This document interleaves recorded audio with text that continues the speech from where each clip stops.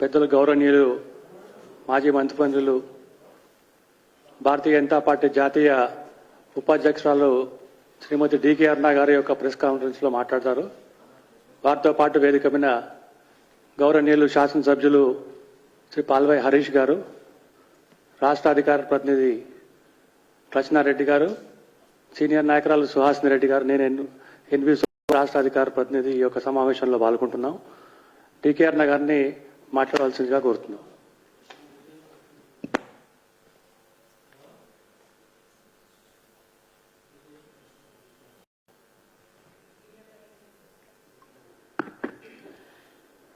Media ప్రతినిధి అయినటువంటి సుభాష్ గారికి, అదేవిధంగా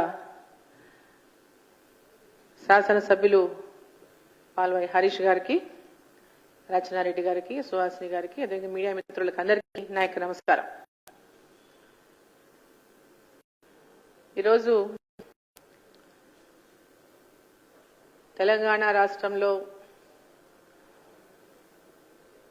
నిర్మాణంలో ఉన్నటువంటి కాళేశ్వరం ప్రాజెక్టు దేశంలోనే అతిపెద్ద ప్రాజెక్ట్ అని,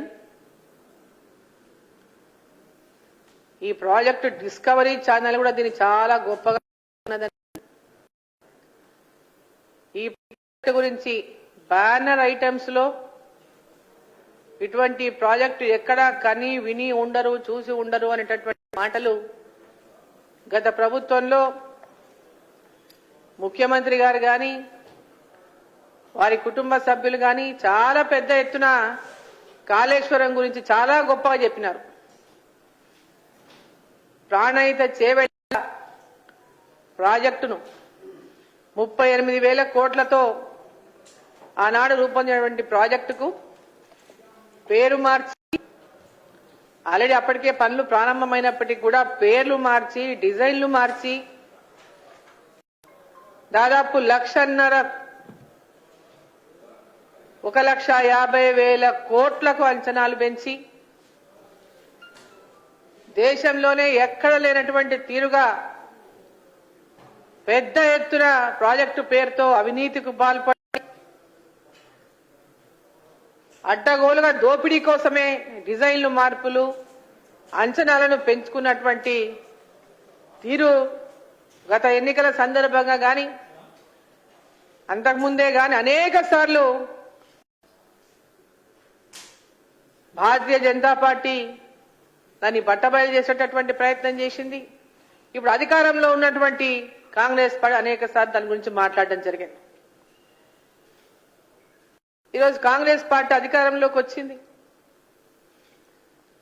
ఈరోజు కాంగ్రెస్ పార్టీ కాళేశ్వరం పైన జరిగిన అవినీతి గాని, నిర్మాణంలో జరిగిన లోపాలు గాని, అడ్డగోలుగా పెంచినటువంటి అంచనాల విషయంలోనే గాని వీటన్నిటిపైన కూడా ఈరోజు విచారించేటటువంటి అవకాశం ఈరోజు కాంగ్రెస్ పార్టీకి వచ్చింది, అధికారంలో ఉన్నది. ఎందుకంటే ప్రాణహిత చేవెళ్ల ప్రాజెక్టు అప్పుడున్నటువంటి కాంగ్రెస్ ప్రభుత్వం హయాంలోనే దాన్ని ప్రారంభించడం జరిగింది, వైఎస్ రాజశేఖర రెడ్డి గారు ముఖ్యమంత్రిగా ఉన్నప్పుడు. మరి ఈరోజు గతంలో అనేక సార్లు విమర్శించిన ప్రాణహిత చేవెళ్ల పేరు మార్చిండ్రు, దాని డిజైన్లు మార్చిండ్రు, దోపిడీ చేసిన మాట్లాడినటువంటి కాంగ్రెస్ పార్టీ కానీ ఈ రోజు ఉన్నటువంటి ముఖ్యమంత్రి కూడా రేవంత్ రెడ్డి గారు కూడా దాని గురించి మాట్లాడడం జరిగింది అనేక సార్లు. మరి ఈరోజు వారు హైకోర్టు న్యాయమూర్తితో విచారణ జరిపిస్తామనడం అనేది చూస్తుంటే, వారికి ఈ యొక్క విచారణ పేరు మీద హైకోర్టు న్యాయమూర్తితో విచారణ అంటే కాలయాపన తప్పితే, కాలయాపనతోనే గడిపేద్దామనే ఆలోచన ఉందా అనేటటువంటి అనుమానం ఈరోజు రాకమానదు. నాకు తెలుసు కోర్టు వ్యవహారాలు అంటే అవి వెంబడి తేలేటటువంటి పరిస్థితి ఉండదు, ఎంత సమయం పడుతుందో మనకు తెలియదు. మరి రేవంత్ రెడ్డి గారి హయాంలో అది ఆ విచారణ పూర్తవుతుందా కూడా లేదనేటటువంటి అనుమానం కూడా వ్యక్తం చేయాల్సినటువంటి అవసరం వస్తుంది. కాబట్టి మేం డిమాండ్ చేస్తా ఉన్నాం, మా రాష్ట్ర అధ్యక్షుడు కూడా డిమాండ్ చేసినారు కిషన్ రెడ్డి గారు, దీనిపైన సిబిఐ విచారణ జరిపించండి. గత ప్రభుత్వం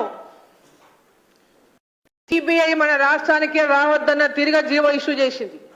ఎందుకంటే వాళ్ళు చేసినటువంటి అవినీతి పైన ఎలాంటి విచారణలు ఉండకూడదు అని మంచిగా పక్కా పకడ్బందీగా ఈ రాష్ట్రాన్ని దోపిడీ చేయడానికి వాళ్ళు ఆ జీవో తీసుకొచ్చిండ్రు. మరి ఈరోజు ఈ రాష్ట్ర ముఖ్యమంత్రి గారు వెంబడే ఆ జీవోను రద్దు చేసి ఈ విచారణను వెంబడే చేపట్టే విధంగా చొరవ తీసుకోవాలని చెప్పి ఈ సందర్భాన్ని నేను తెలియజేస్తా ఉన్నా. వాళ్ళ రాష్ట్ర పరిధిలోనే చేయించాలి.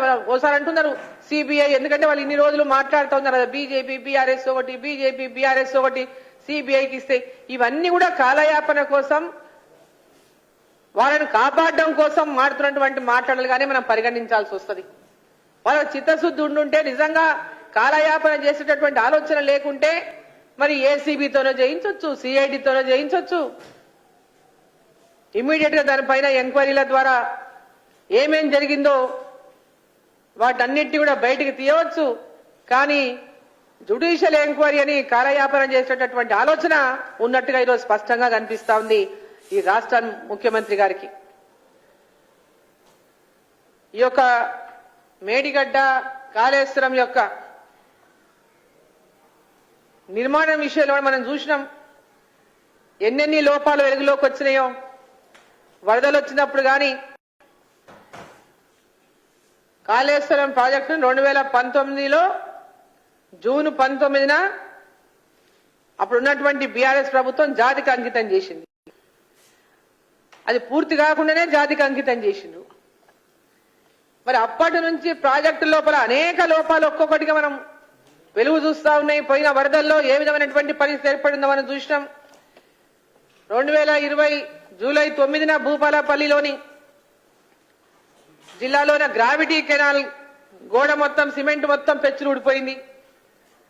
లక్ష్మీ పంప్ హౌస్ నుంచి 6 కిలోమీటర్ల దూరంలో ఉన్నటువంటి గ్రావిటీ కెనాల్ ఎడం వైపు ఉన్నటువంటి సిమెంట్ సీలింగ్లంతా కూడా పెచ్చులు ఊడిపోయినాయి. మరి జూలై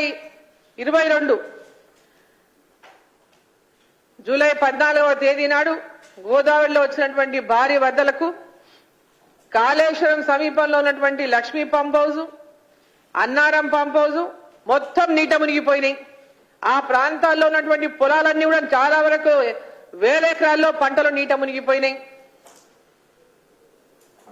పెద్ద ఎత్తున ఆ పంప్ హౌస్ లో మొత్తం నీటిలో మునిగిపోవడానికి కారణమంతా కూడా నిర్మాణంలో ఉన్నటువంటి లోపం వల్లనే, నిర్మాణంలో ఉన్నటువంటి నాణ్యత లోపం వల్లనే, డిజైన్ లోపం వల్లనే అనేటటువంటి అనేక ఆరోపణలు ఆ రోజు మనం ఆ ప్రభుత్వం పైన చేయడం జరిగింది. ఆ సందర్భంగా లక్ష్మీ పంప్ హౌస్ లో మొత్తం 17 మోటార్లు నీట మునిగిపోయినాయి. దాంట్లో 7 మోటార్లు పూర్తిగా దెబ్బతిన్నాయి అన్నాడు. 3 మోటార్లు పూర్తిగా దెబ్బతిన్నాయి, 7 మోటార్లు మొత్తం ధ్వంసమైపోయినాయి. దాదాపు 2000 కోట్లకు పైగా నష్టం జరిగిందని చెప్పి పెద్ద ఎత్తున ఆ రోజు అందరం కూడా మాట్లాడడం జరిగింది. మరి మొన్న 2023 ఎలక్షన్ల ముందు, జస్ట్ ఎలక్షన్ల ముందు అక్టోబర్ 21వ తేదీన మేడిగడ్డ బ్యారేజ్ పైనటువంటి వంతెన ఏదైతే ఉందో కుంగిపోయింది. బ్యారేజీలో ఉన్నటువంటి 7వ బ్లాక్ లో 19th పిల్లర్, 21 పిల్లర్ల మధ్యల వంతెన కుంగి కిందికి దిగిపోయింది. అయితే 20వ నంబర్ పిల్లరు నిర్మాణ దశలో ఉండంగానే పగుళ్ళు వచ్చినాయి.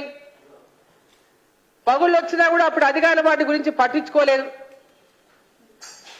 పెద్ద ఎత్తున మీడియాలో ప్రచారం జరిగింది, దాని గురించి కూడా అన్నాడు. మరి బ్యారేజీ కుంగడంతో ఈరోజు కాళేశ్వరం ప్రాజెక్టు లిఫ్ట్ ఇరిగేషన్ కి ఈరోజు బ్రేక్ పడినట్లు అయిపోయింది. నవంబర్ 1వ తేదీ 2023న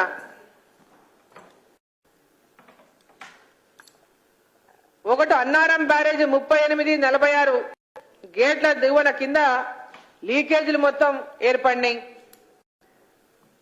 వీటిలో ఆ వాటర్ అంతా సుడులు తిరుగుతున్న నేపథ్యంలో ఇసుక బస్తాలతో తాత్కాలికంగా ఆ లీకేజ్ ఇప్పటికీ పెద్ద ఎత్తున ప్రమాదం పొంచి ఉందని ఎంతో మంది సాగునీటి నిపుణులు మనల్ని హెచ్చరిస్తా ఉన్నారు. ఈరోజు నేను ఒకటి అడుగుతా ఉన్నా, ఈ రాష్ట్ర ప్రభుత్వానికి, ఈ రాష్ట్ర ముఖ్యమంత్రి గారికి కాళేశ్వరం ప్రాజెక్టులో జరిగినటువంటి నిర్మాణంలో నాణ్యత లోపం గాని, కమిషన్లకు కక్కుర్తి లక్షల కోట్లకు ప్రాజెక్టుల అంచనాలు పెంచి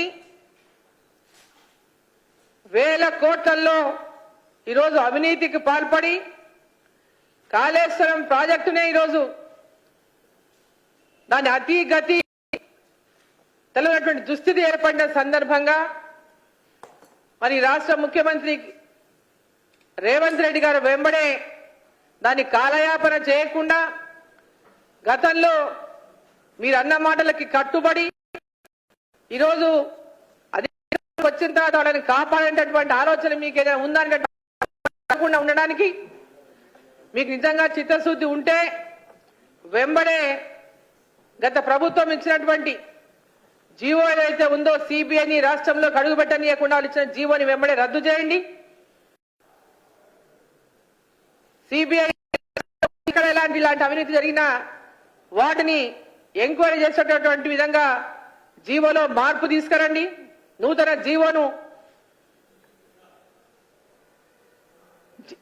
జీవోని ఇచ్చి మరి దానికి సిబిఐ ఎంక్వైరీకి చొరవ తీసుకునే విధంగా మరి రాష్ట్ర ప్రభుత్వం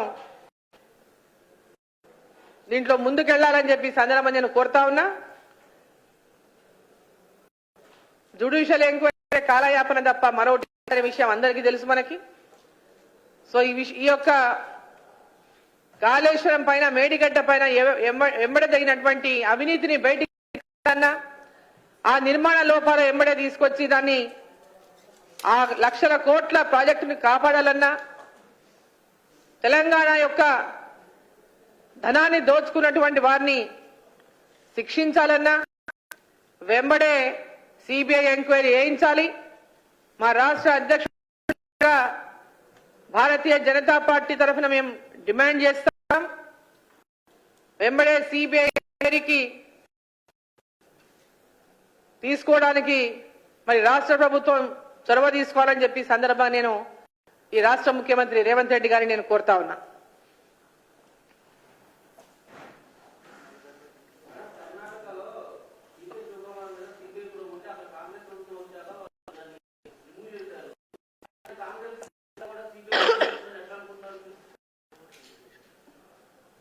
ఛత్తీస్గఢ్ లో కూడా చేశారు కదా రిమూవ్.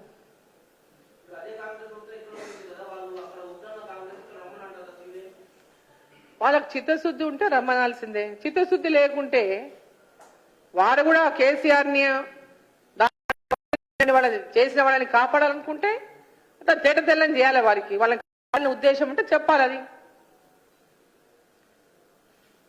రాష్ట్ర ప్రభుత్వానికి కాళేశ్వరం, మేడిగడ్డలో జరిగినటువంటి అవినీతిని, ఆ నిర్మాణ లోపాలను చేయడం ఇష్టం లేకపోతే, వారి మీద చర్యలు తీసుకోవడం ఇష్టం కాపాడేటటువంటి ఆలోచన ఉంటే అది బట్టబయలు చేయాలనే కోరుతున్నాం.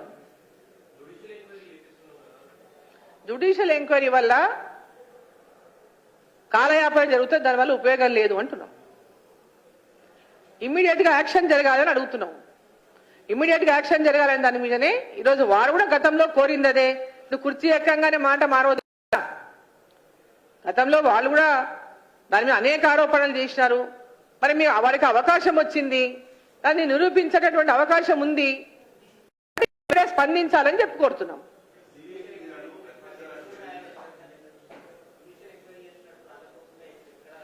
తప్పగా మీడియాలో వారు మాట్లాడినట్టుగా వచ్చింది కదా, అందుకనే మేము కూడా జ్యుడిషియల్ ఎంక్వైరీ చేయడం వల్ల కాలయాపన ఆలస్యం అవుతుంది. ఇది వెంటనే నిర్ణయం తీసుకోవాలి. ఇది లక్షల కోట్ల రూపాయల ప్రజాధనాన్ని పోసి కట్టినటువంటి ప్రాజెక్టు, అప్పులు తీసుకొచ్చి కట్టినటువంటి ప్రాజెక్టు, తెలంగాణ ప్రజలకు నెత్తిన అప్పుల భారాన్ని మోపినటువంటి ప్రాజెక్టు.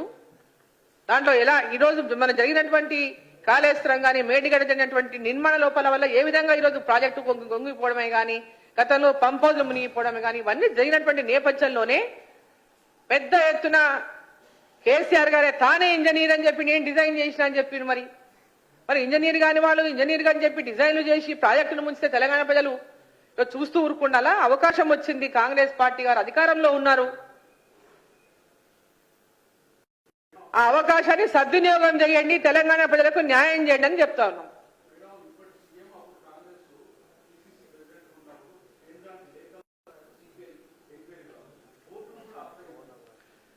ఇప్పుడు అందరూ రాసినాం కదా. ఇప్పుడు సిబిఐకి లేఖ అంటే సిబిఐ ఇక్కడ అడుగు పెట్టొద్దని కదా ముఖ్యమంత్రి గారు ఒక జీవో ఇష్యూ చేసినారు. వారు ఎంబడారు జీవోను రద్దు చేయండి అని అడుగుతున్నాను నన్ను. అందుకనే ఇప్పుడు వారే ఉన్నారు కాబట్టి, వారే ఆ రోజు మాట్లాడినారు కాబట్టి, ఆ రేవంత్ రెడ్డి గారే ఇవాళ ముఖ్యమంత్రిగా ఉన్నారు కాబట్టి, ఆనాడు పిసిసి ఈ రోజు రాష్ట్ర ముఖ్యమంత్రి కాబట్టి వారిని ఎంబడే సిబిఐ చొరవ తీసుకోండి అని చెప్తా ఉన్నాం.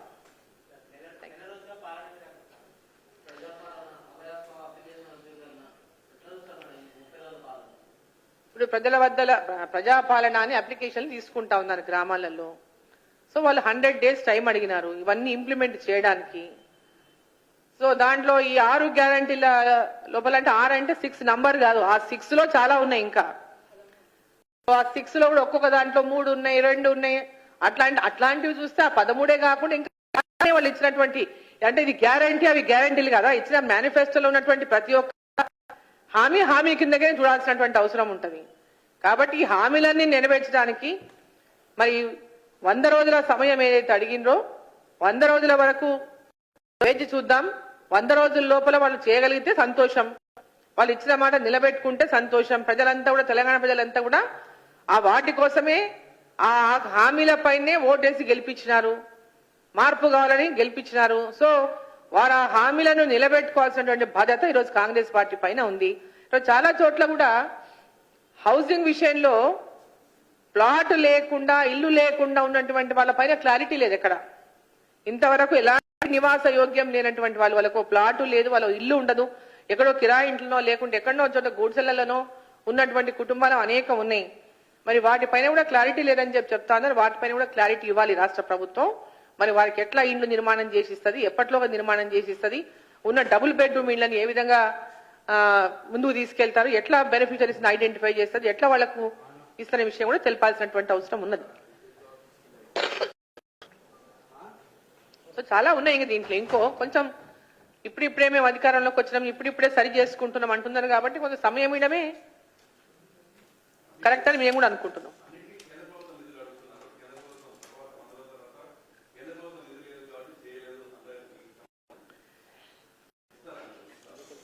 ఇప్పుడు వాళ్ళు హామీలు ఇచ్చినప్పుడు కేంద్ర ప్రభుత్వ నిధులతో కలిపి హామీలు ఇచ్చినారా? ఫస్ట్ ఆ క్లారిటీ ఇవ్వాలా. ఈ పథకాలకు అడుగుతున్నారా వాళ్ళు కేంద్ర ప్రభుత్వ నిధులు, లేదా డిఫరెంట్ డెవలప్మెంట్స్ కోసం అడుగుతున్నారా? కేంద్ర ప్రభుత్వం నిధులు దేనికోసం అడుగుతున్నారు? కేంద్ర ప్రభుత్వం రొటీన్ గా ఇచ్చే నిధులన్నిటి కూడా కంటిన్యూగా ఇస్తుంది. వాటి కాకుండా అదనంగా ఇంకేదైనా అవసరాలుండి రాష్ట్ర ప్రభుత్వం తెలంగాణ గవర్నమెంట్ తెలియజేస్తే కనుక వాళ్ళు కూడా సహకరిస్తామని చెప్పినారు. పాలమూరు రంగారెడ్డి జాతీయ హోదా కావాలని చెప్పి కేంద్రంలో పోయి అడిగినారు. దానికి కూడా సానుకూలంగా స్పందించింది కేంద్ర ప్రభుత్వం. జాతీయ హోదా అనేటటువంటిది లేదు, కాకపోతే దానికి సమానంగా నిధులు ఇస్తాం అనేటటువంటి మాట కూడా చెప్పడం జరిగింది. ప్రాజెక్టు కోసం నిధులు ఇస్తామని చెప్పడం జరిగింది. పూర్తిగా తెలంగాణ అభివృద్ధి కోసం కేంద్ర ప్రభుత్వం కూడా సహకరించమని చెప్పినారు. అప్పుడు కూడా సహకరించారు. గతంలో బీఆర్ఎస్ ప్రభుత్వం అధికారంలో ఉన్నప్పుడు కూడా కేంద్ర ప్రభుత్వం పెద్ద ఎత్తున 9 లక్షల కోట్లకు పైగా నిధులు రాష్ట్ర ప్రభుత్వానికి ఇచ్చింది. వీళ్ళు కావాలని బీజేపీ ఏదో ఒక అపవాదు తీసుకురావడానికి, సౌత్ నార్త్ అనేటటువంటి సెంటిమెంట్ ద్వారా లబ్ధి పొందడానికి అనేక ఆరోపణలు చేసింది భారతీయ జనతా పార్టీ పైన, అప్పుడున్నటువంటి టీఆర్ఎస్ పార్టీ కానీ బీఆర్ఎస్ పార్టీ కానీ. ఈరోజు కాంగ్రెస్ పార్టీ కూడా కేంద్ర ప్రభుత్వంలో గతంలో వాళ్ళు ఉన్నారు, గతంలో అధికారంలో ఉన్నారు. గతంలో చూసుకుంటే కేంద్ర ప్రభుత్వం, రాష్ట్ర ప్రభుత్వం నిధులతో డెవలప్మెంట్ అనేది కలిసి ఆ స్కీమ్లకు కలిసి చేస్తే ముందుకెళ్తాయి. ఇక్కడ కేంద్ర ప్రభుత్వానికి పేరు వస్తుంది కాబట్టి ఆ స్కీమ్ల పేరు మారుస్తాం, ఆ రూటు మారుస్తాం అన్నప్పుడే వాళ్ళు మురుట్లు మార్చుకొని పేర్లు మార్చుకొని కేంద్రం ఇస్తలేదనేటటువంటి బ్లేమ్ గేమ్ గత ప్రభుత్వం ఆడింది. కాబట్టి ఈ ప్రభుత్వం అట్లాంటి పొరపాటు చేయకూడదని నేను యొక్క అభివృద్ధి కోసం కలిసి పనిచేయాల్సినటువంటి బాధ్యతగా తెలంగాణ ధ్యేయంగా కలిసి పనిచేయాలని చెప్పి నేను వాళ్ళని కూడా కోరుతున్నా. Thank you.